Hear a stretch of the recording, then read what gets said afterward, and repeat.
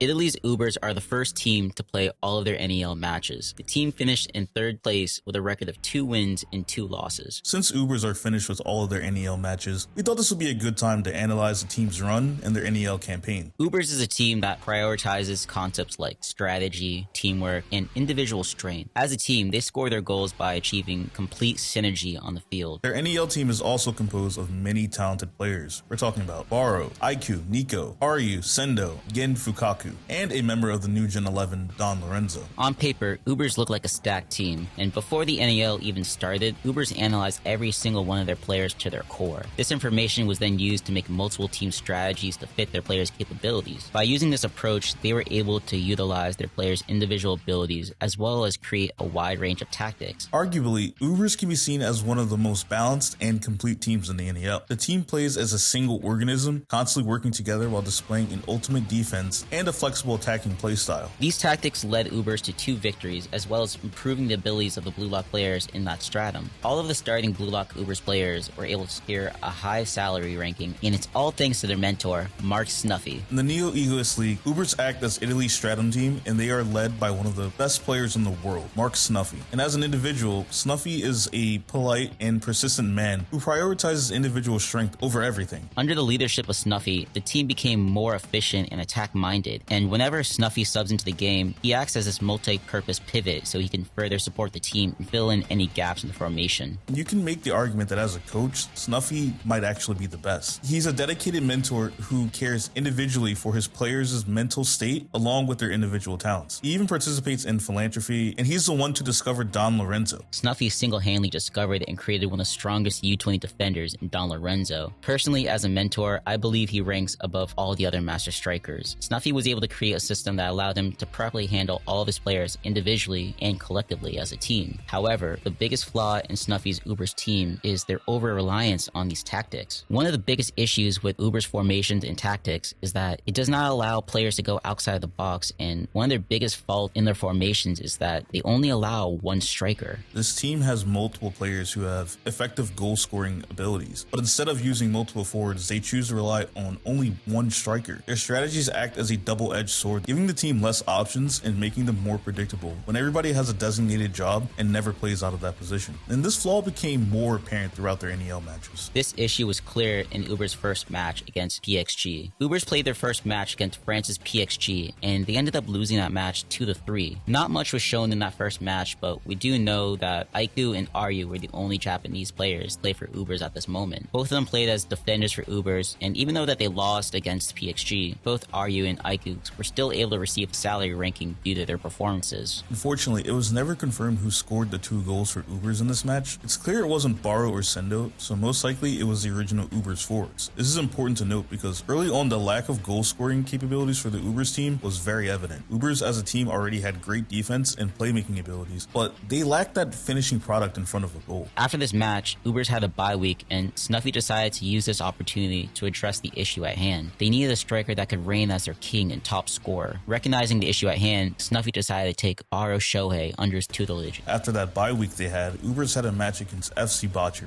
and this is when we finally see Barou playing in the Ubers starting lineup. Unfortunately, we did not get to see the whole match between Ubers and FC Barcha, but we did get to see the scoreline and the final result. After bringing in Barou as their main striker, Ubers were able to easily crush FC Barcha 3-1, and Barou scored a hat-trick on their head. With the addition of Barou and other players like Niko and Sendou, Ubers were able to crush FC Barcha. The performance was so impressive that not only Barou but the other Japanese players like Niko and Sendou were able to earn a salary ranking. At this stage in the NEL, Barou looked like the best striker in the NEL, and on the surface, it seemed like Snuffy figured out the solution for the goal scoring problem. But unfortunately, the issue wasn't completely fixed. It was definitely an improvement by adding Barou as their main striker, but their previous issue with tactics and formations was still not perfect. And this issue was further exposed in their next match against Bastard Munchen. Now, without a doubt, this match was the most challenging for Ubers. They were pushed to their limits and had to overcome many difficulties. The main focus of this match was undoubtedly the Barou and Isagi rivalry. Early in the match, we see Ubers were able to adapt to Isagi and Bastard Munchen after they scored the first goal, but right away they were able to figure out Isagi's ways of stealing the ball. Right after the goal was scored, Isagi tries to steal the ball from Ubers again, but this time we see Ubers land this, and as soon as Isagi steals the ball, the Ubers players immediately crowd him and press him, and out of nowhere, Niko is able to steal the ball from Isagi. This is the first first time that we see players able to create countermeasures for Metavision. By utilizing Gengang pressing, Ubers showed us that Metavision isn't even 100% effective. And after Niko steals the ball from Isagi, Ubers are able to start another counterattack. Ubers easily cut through Bastard Munchen's defense again. Once they reach Bastard Munchen's penalty box, we see the Ubers players play quick passes to try to utilize a blind spot technique, tricking Gagamaru into a position where he can't see the ball. Barou utilizes the blind spot, and he immediately scored an equalizer with a screamer of a goal. This goal was indeed wonderful. Uber's tactics shine, and we got to see Barou show why Ubers served him as their king. But unfortunately, this was the only time Barou was able to score a goal by using Snuffy's tactics. Throughout the match, Isagi alone was able to block Barou's shot more than 4 times. Isagi outsmarted Ubers and Snuffy's tactics on 4 separate occasions, meaning the tactics and methods of Snuffy weren't completely working and the issue was still going on. This further proved our original theory that Uber's main issue is their reliance on tactics and staying in this box. Using data and strategy can improve players, but they cannot reach their peak abilities if they stay in this box. Players must be able to break their own limits and surpass their own expectations. And this is exactly what Barou achieved after being embarrassed by Isagi so many times. In the dying moments of the star change, Barou revolted against Snuffy. He was sick of being embarrassed by Isagi and being fed the ball. He knew this didn't coincide with his original ego. And as a result, Barou decided to step down from this position as the king of Ubers, and he became an anomaly within the team itself. After making this announcement, he starts dribbling towards Bastard Munchen's penalty box, even wrecking Ness in the process, further making Ness look like a clown. But Barou is eventually stopped by Isagi and Kaiser. Isagi and Kaiser work together and they try to block Barou's path, ultimately leaving him with only 2 options, shooting at the near or far post. However, Barou decides to not shoot as Isagi and Kaiser cover any openings. Further acting as an anomaly, Barou refused to take the shot despite Isagi's wonderings and Snuffy's taunts to pass the ball to the master striker. Barou knew there were no openings in front of him. Instead of cutting in and doing what Isagi predicted, he decides to dribble away from his opponent and create his own opportunity. While getting ready to shoot the ball, Barou said he was willing to die honorably if he couldn't become the world's #1. Barou then shoots the ball between Isagi and Kaiser's legs, and it miraculously continues towards goal. We see Snuffy was in the way, but he does not interfere with Barou's shot. Instead, he allows it to go through his legs, and an unprepared Gagamaru becomes the victim to Barou's menace. Barou's shot continues to go towards the goal, and it hits the back of the neck, tying the score 2-2. Now this is the Barou that we all knew and loved, the egotistical king who wants to destroy everything in his path. There were many moments where Isagi and Kaiser were able to shut down Barou, and all these moments were seen as failures to him. Failures due to listening to Snuffy's tactics and Uber's ideals. This irritated Barou and pushed him to his absolute limit, and after so many failures, he decided to stop blindly following orders from Snuffy. This was honestly the best route for Barou. He wants to live and die by his own ideals. He wants to follow his own ego. Someone like Barou can't be locked down by Snuffy or anyone else's demands. After seeing Isagi challenge Uber's tactics and prove that they were wrong, Barou decided to challenge himself and breathe in new ideas into the Uber's team. Ubers were able to grow and improvise new ideas and develop plays outside of their standard strategies and tactics, breaking that box that ultimately hindering Uber's full growth. We already knew going into this match that the personal rivalry between Barou and Isagi would prove to be a huge factor, and this was proven to be correct. Isagi triggered an awakening within Barou that helped him become closer to a world-class player, but in the end, Isagi was able to prove he was still a bit better than Barou. After adding Hiyori's vision and playmaking to the team, Isagi and Hiyori were able to link up and beat Ubers, with Isagi scoring the winning goal. Even though Ubers did lose this match, it did prove to add a lot of value to the team, as well as its players. After losing to Bastard Munchen, Ubers were finally able to successfully fix their issue of relying on the same old system. This match improved Ubers as a team and pushed their players as individuals. Throughout the match, many Ubers players achieved some form of awakening. For example, Niko and Aiku gaining metavision, Barou regaining his king-like ego and perfecting his predator eye. Even though Ubers did lose to Bastard Munchen, this experience brought a lot of positive aspects to the team overall. Thanks to this loss, they are a better team, and this was proven in their last match against Manshine City. Unfortunately, we did not get to see this whole match, but we did see the ending moments. It's 2-1, and Manshine City are getting completely outclassed by Ubers. We see Agi win the ball in the air, and he's immediately given orders by Chris Prince. He orders Agi to pass the ball to Nagi,